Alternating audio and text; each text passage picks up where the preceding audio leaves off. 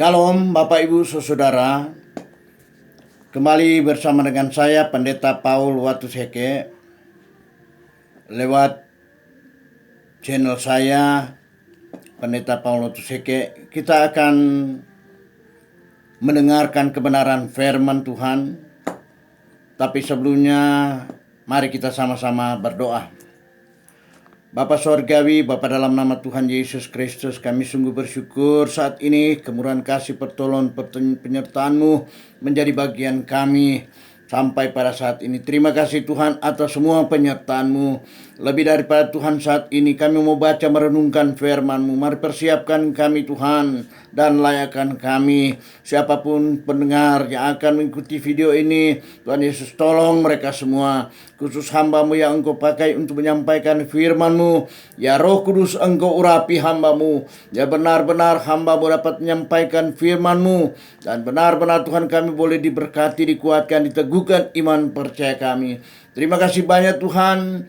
Tuhan berdoa, Tuhan kalau ada kuasa kegelapan coba-coba mengganggu, menghalangi, merintangi, kami berdoa dalam nama Yesus. Tuhan, Kau hancurkan kuasanya, kawal pagari kami dengan kuasa darah-Mu. Terima kasih banyak Tuhan.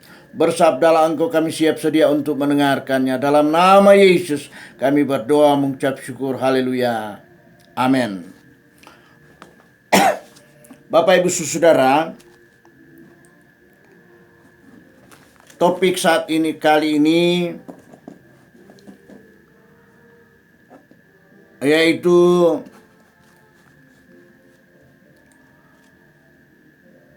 tragedi di Golgota. Sungguh tragis. Sekali lagi topik ini kita lihat tragedi di Golgota yang sungguh tragis. Sebelum kita baca merenungkan sebagian firman Tuhan, saya mau sampaikan dulu beberapa hal tentang peristiwa yang terjadi di Golgota, yaitu drama ini kita melihat dua orang bersama-sama dengan Yesus di Golgota tersalib. Kemudian kedua-duanya punya nasib yang sama, yaitu terpaku di kayu salib. Dua orang. Kemudian kedua-duanya akan mati, memang akan mati. Mereka berdua. Karena di sebelah kiri dan sebelah kanan daripada Tuhan Yesus juga tersalib. Dua-dua adalah penjahat. Dan mereka punya nasib yang sama, akan mati. Dua-dua akan mati. Tapi kita lihat bahwa hanya satu yang berhasil pergi ke Firdaus atau surga. Dan kita lihat bahwa yang satu mengalami nasib yang sungguh tragis dalam tragedi ini. Dua-dua penjahat ini, tapi sekali lagi yang satu bertobat dan yang satu keras kepala. Dia tidak mau bertobat. Pada saat-saat injury time, satu orang ini dia manfaatkan, atau satu penjahat ini dia manfaatkan kesempatan untuk bertobat. Dan puji nama Tuhan, dia berhasil oleh Tuhan Yesus membawa dia di Firdaus, atau dia masuk dalam kekekalan, yaitu keselamatan kekal. Yang satu orang.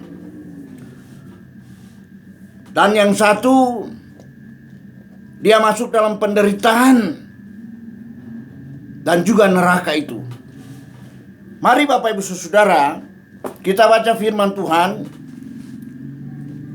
yaitu dalam Injil Lukas pasal 23, ayat yang ke-39 sampai 43. Firman Tuhan berkata begini. Lukas pasal 23 ayat 39 sampai 43. Seorang dari penjahat yang digantung itu menghujat Yesus. Katanya, "Bukankah engkau adalah Kristus? Selamatkanlah dirimu dan kami." Kata-kata ini sungguh sinis dan memiliki unsur ejekan dan hujatan. Kalau kita lihat kalimat atau kata-kata dalam ayat 39 ini sekali lagi. Seorang dari penjahat yang digantung itu menghujat Yesus. Katanya, "Bukankah engkau adalah Kristus? Selamatkanlah dirimu dan kami." Dan ini suatu ejekan bagi Yesus yang ada di samping dia, yang juga sedang disalib. Itu yang pertama, Bapak Ibu Saudara. Kemudian yang kedua, ayat 40 sampai 41. Ini juga kata-kata yang ada unsur pertobatan. Kata-kata yang ada unsur pertobatan. Kalau kita lihat dari ayat 40 sampai 41 ini, firman Tuhan berkata begini. Tetapi yang seorang menegur dia, maksudnya menegur yang satu tadi, yang menghujat Yesus. Menegur dia, katanya, "Tidakkah engkau takut juga? Tidak kepada Allah, sedang engkau menerima hukuman yang sama." Kita memang layaknya dihukum, sebab kita menerima balasan yang setimpal dengan perbuatan kita. Tetapi orang itu tidak berbuat sesuatu yang salah. Maksudnya Tuhan Yesus, orang yang satu ini yang disalibkan ini juga mengatakan kepada orang yang satu yang juga disalibkan, bahwa dia yang dimaksudkan adalah Yesus, dia tidak ada salah, tidak ada perbuatan jahat. Tapi yang kedua ini mereka adalah yang sudah melakukan kejahatan, sehingga dia katakan kita berdua yang pantas dan harus dihukum. Luar biasa. Dan Bapak Ibu Saudara, kita lihat bahwa di dalam ayat 42, firman Tuhan berkata begini. Lalu ia berkata, "Yesus, ingatlah akan aku apabila engkau datang sebagai Raja." Ini pertobatan, ini permohonan kepada Yesus. Sekalipun dia berbuat kejahatan, tetapi dia memanfaatkan waktu dan kesempatan pada masa injury time ini untuk bertobat. Dan dia bermohon kepada Tuhan Yesus, "Ingatlah akan aku apabila engkau datang sebagai Raja." Dan puji nama Tuhan, Tuhan Yesus meluluskan permohonannya yang tulus, dan dia sudah bertobat. Dia mengaku kesalahannya bahwa dia adalah pembuat kejahatan. Tuhan Yesus meluluskan permintaannya ayat 43. Kata Yesus kepadanya, "Aku berkata kepadamu, sesungguhnya hari ini juga engkau akan ada bersama-sama dengan aku di dalam Firdaus." Haleluya. Oh, luar biasa. Dia memanfaatkan waktu ini. Dia ada di dekat Yesus, tersalib bersama dengan Yesus. Tapi dia mengakui bahwa orang yang ada di sampingnya ini tidak ada kesalahan apapun. Sehingga dia katakan, dialah bersama temannya yang satu pantas untuk dihukum. Bapak Ibu Saudara, Ini luar biasa. Orang ini, yang satu ini memanfaatkan kesempatan dan dia bertobat, mengaku bahwa dia bersalah. Dia adalah penjahat yang pantas untuk dihukum. Tapi juga dia mengatakan, ingatlah akan aku.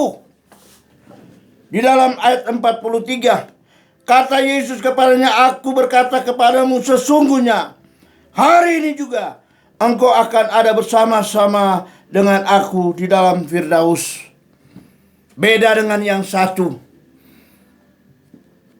Dia mengejek, dia menghujat Tuhan Yesus. Selamatkan dirimu dan kami. Bukankah engkau Yesus? Bukankah engkau Tuhan? Selamatkan. Sangat sinis, dan ini suatu ejekan dan hujatan.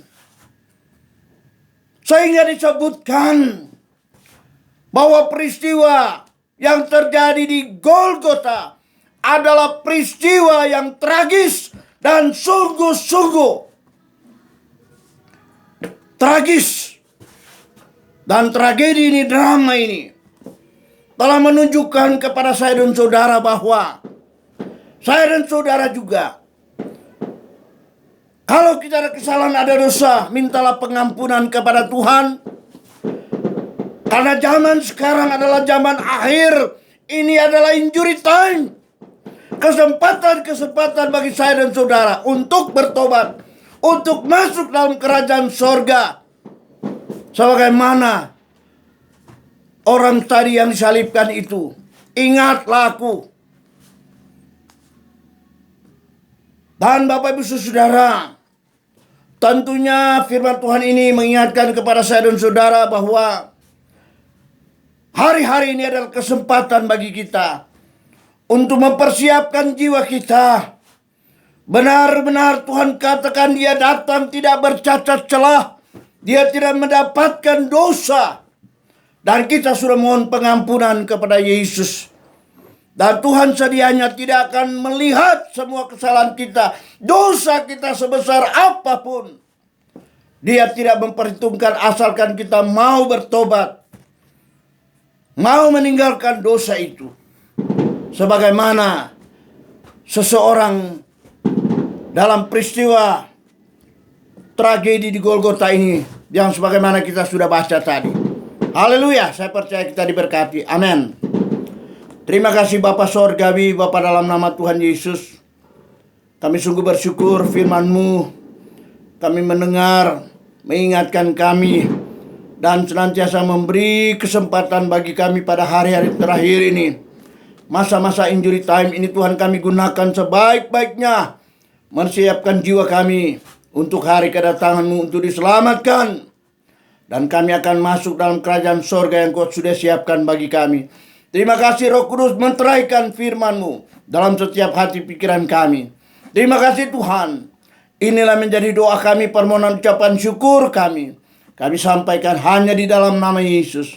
Tuhan Juru Selamat, kekasih jiwa kami. Haleluya, haleluya. Amin, amin.